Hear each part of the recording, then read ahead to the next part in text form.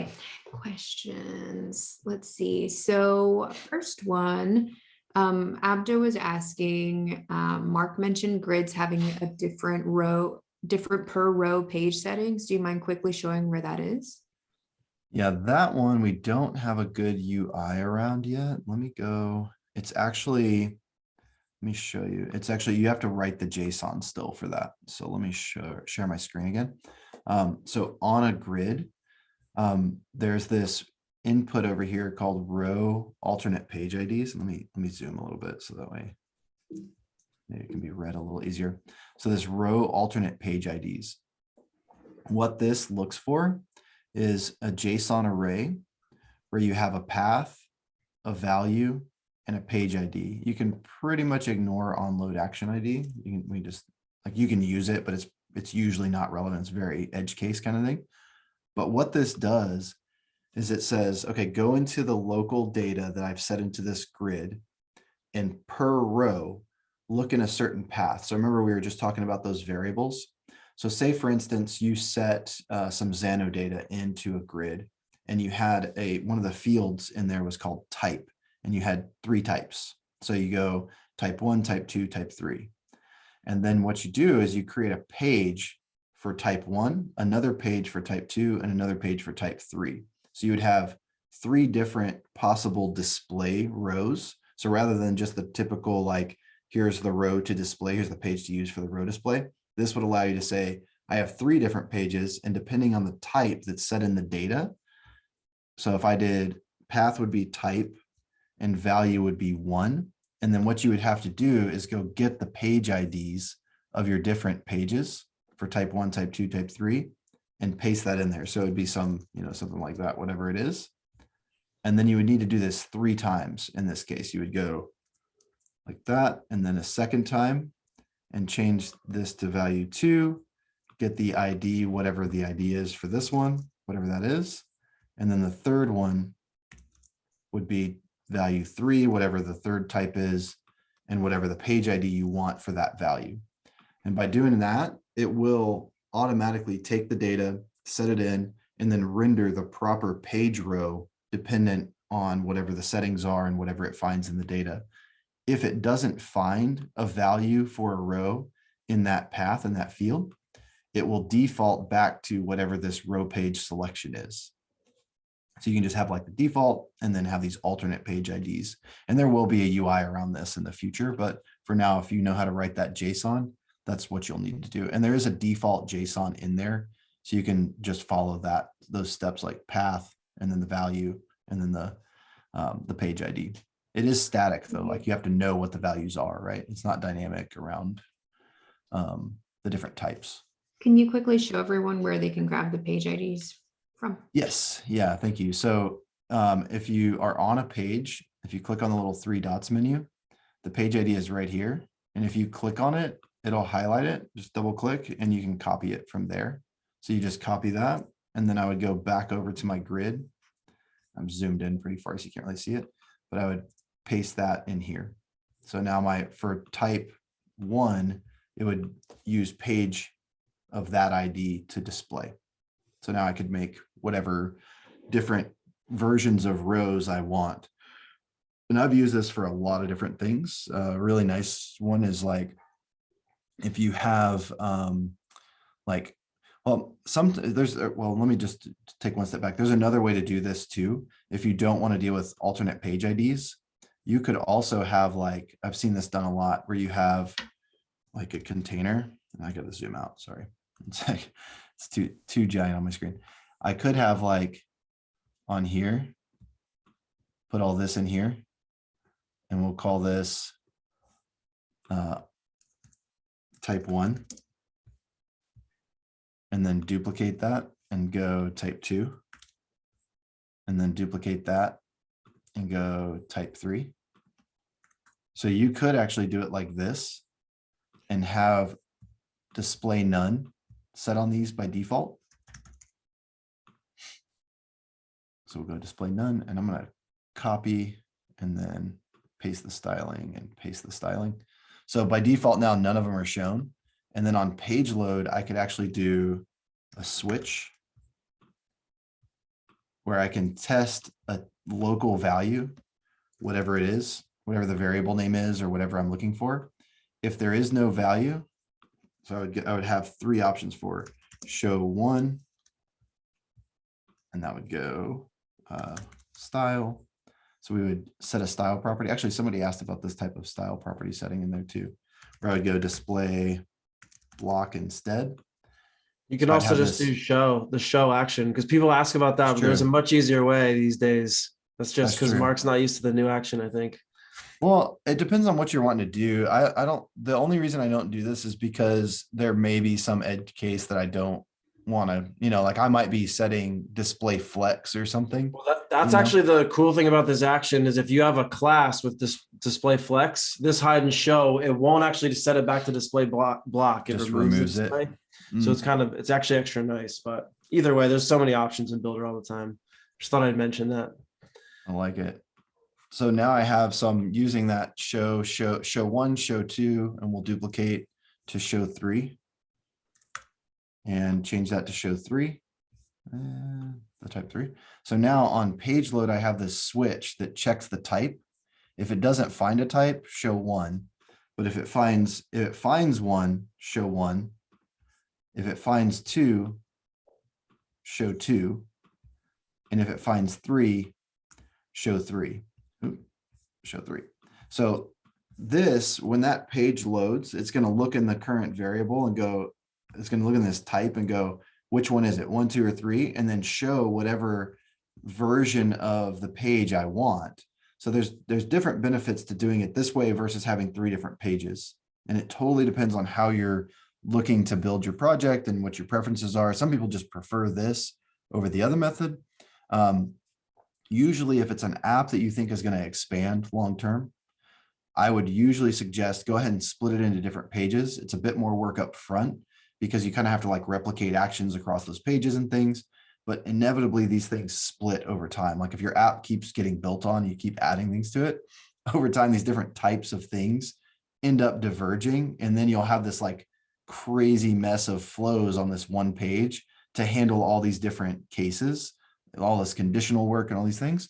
Whereas if you just do the show a different page instead completely, you'll always just be managing inside the context of that one page as you modify it and diverge the pages from each other. Awesome. But there are lots of ways here.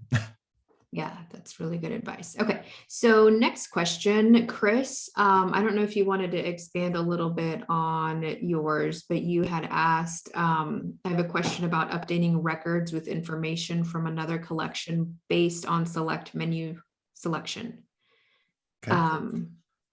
Do you have any more details on that you'd be able to share, or Mark, can you? Where was the question? It was in a DM to me. I can just chat it. Gotcha. So yeah, can you maybe restate the question? I was gonna. Oh, okay. Gotcha. So is it sort of like they select an option on a row or something, or on a page, and then it goes and gets data based on that? Is that what we're?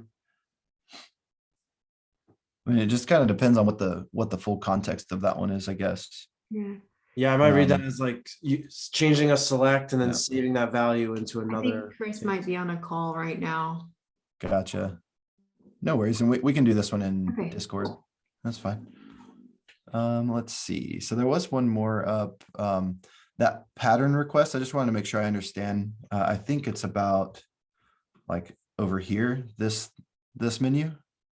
Is that what that's about? Who Like has how to do that menu. Yeah. Yeah. When hovering an item on the page on the left pane, can we see the pattern for the mouse over menu of icons that shows? Yeah. Yeah. So this one, I think the way I do this, there's a div for this row. And when I put my mouse into it, I have an action that on mouse enter, I think I'm actually positioning a container that's in the root, and I move it into position of where this element is. It's actually fairly complicated the way that I do that, but I do it so that it's outside of the context of this grid row, because you can't do it in here because you'll have overflow auto, which will make it scroll. And then when you have overflow auto, that'll make this menu like show inside instead.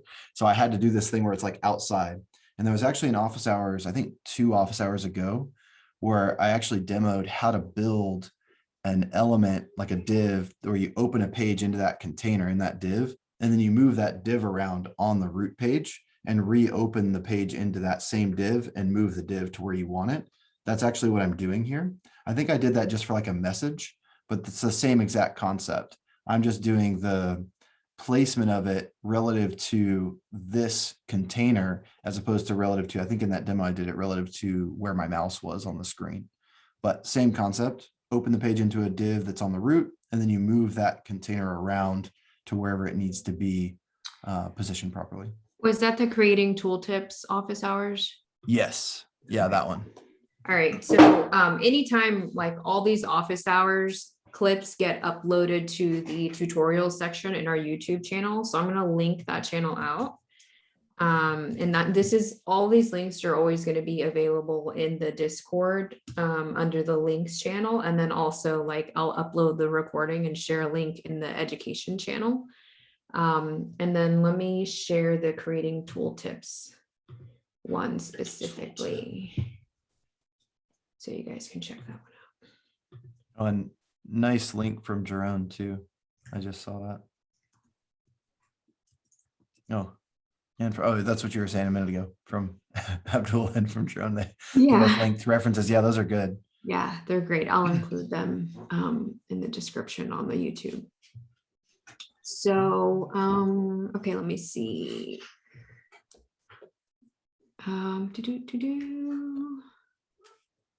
Okay, did I miss something?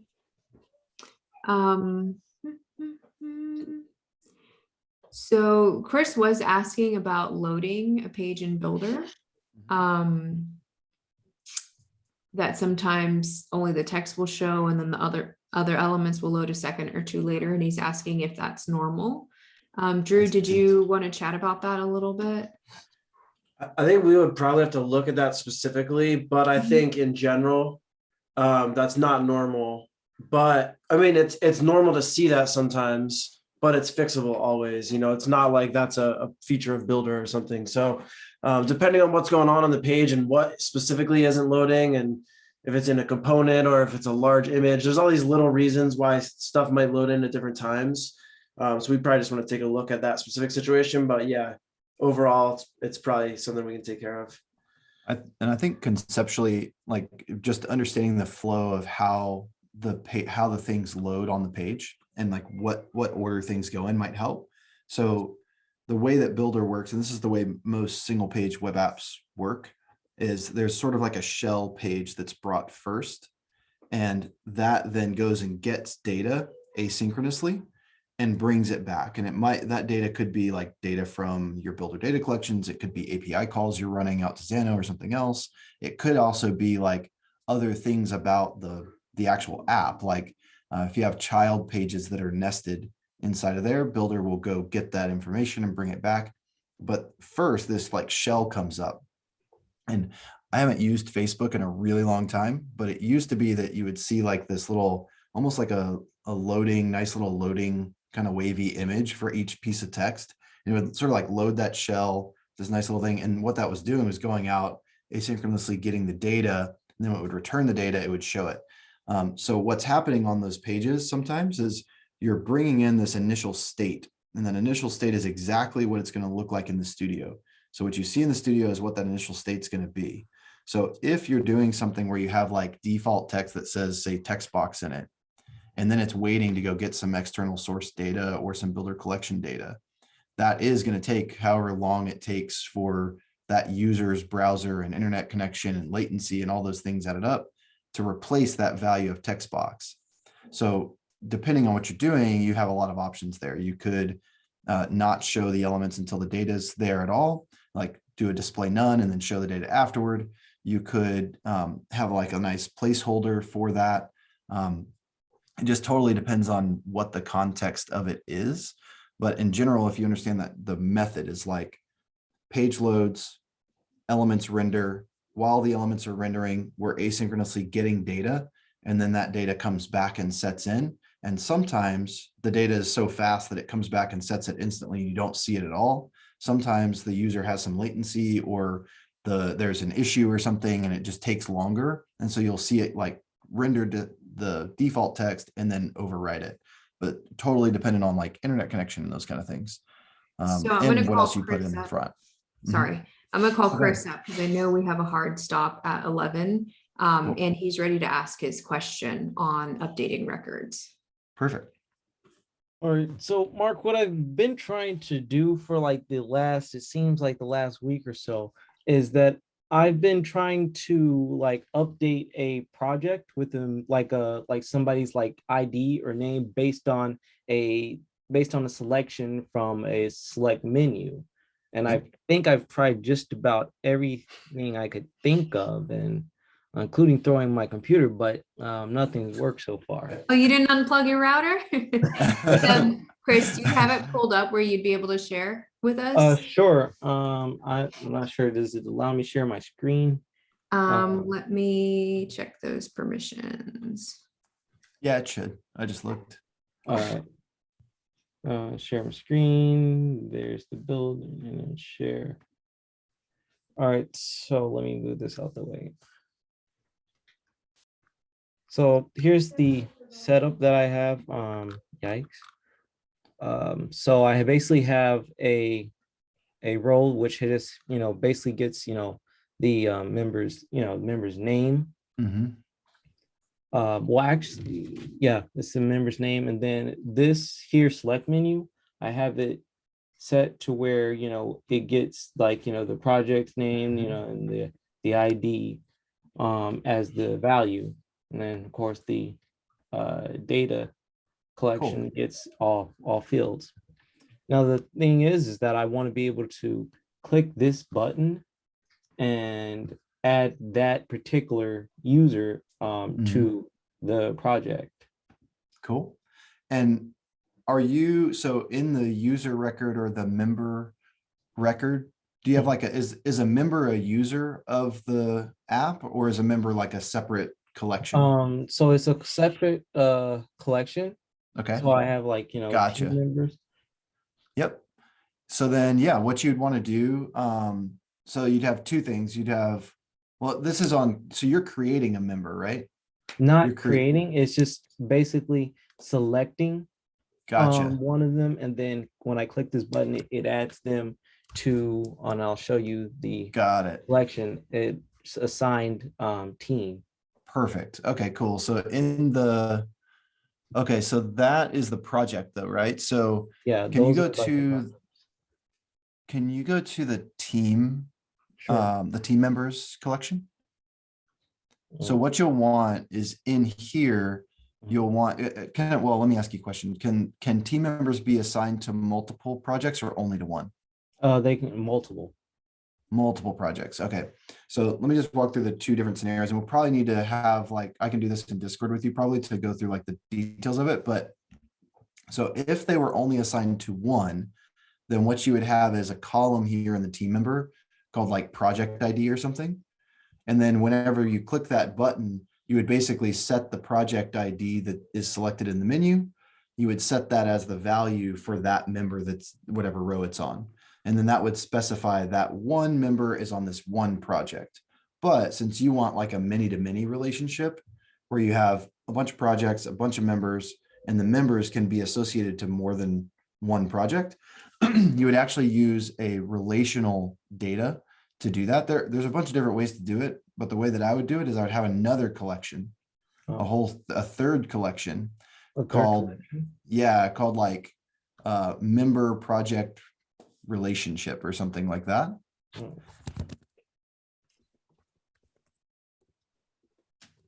And basically all we're going to do is create a record. When they click that add member button, if you add, you would have a field here for the project ID and another field for the member ID.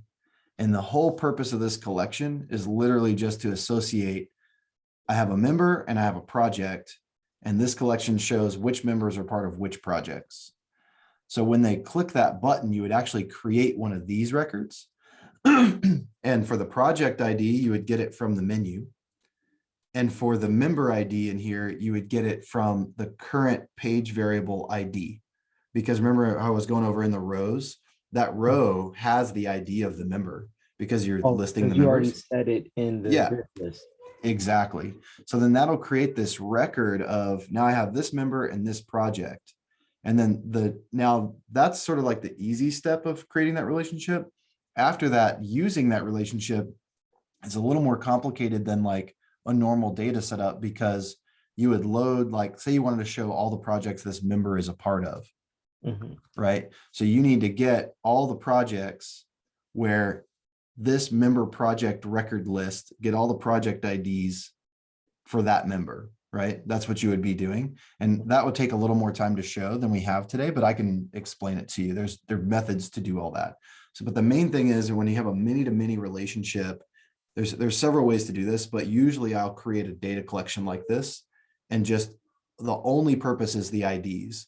One thing you don't want to do is like, don't store the member name in here or something like that, because they might change the member name or change the project name. So in here, you only want the IDs for reference, and then you'll reference those to show the proper list, but use the data from the real project collection and from the real member collection. So you always have the updated member name and project name and whatever else it is.